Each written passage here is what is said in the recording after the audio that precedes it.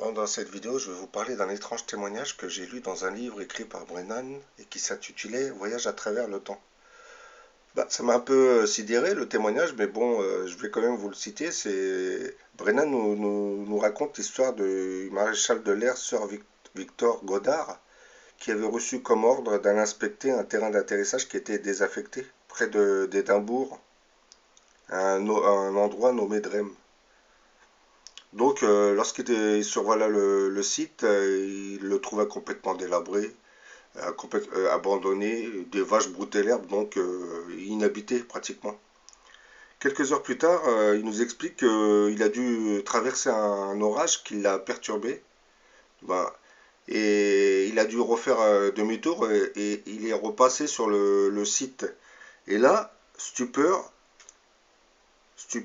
il a constaté qu'en dessous, le terrain d'atterrissage qu'il avait remarqué quelques heures plus tôt n'était plus abandonné. Il était complètement rénové et était à nouveau en service.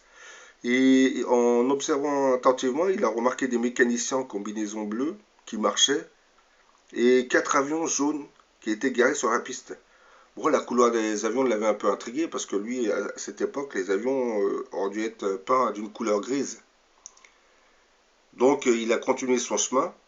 Et c'est que quelques années plus tard, en survolant le site, il a remarqué que ce qu'il avait vu 4 ans plus tôt, parce que nous étions en 1935, et après avoir survolé le site en 1939, il a remarqué exactement les mêmes avions avec les mêmes mécaniciens.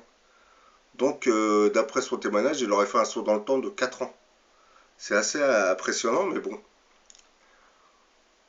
Donc, je me pose toujours des questions sur le mythe du voyage dans le temps.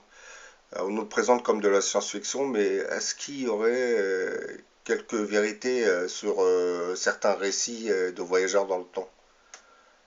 Il est fort probable que on peut visiter le passé, voir le futur, et certaines expériences américaines nous l'auraient prouvé, comme celle de l'expérience de Philadelphie.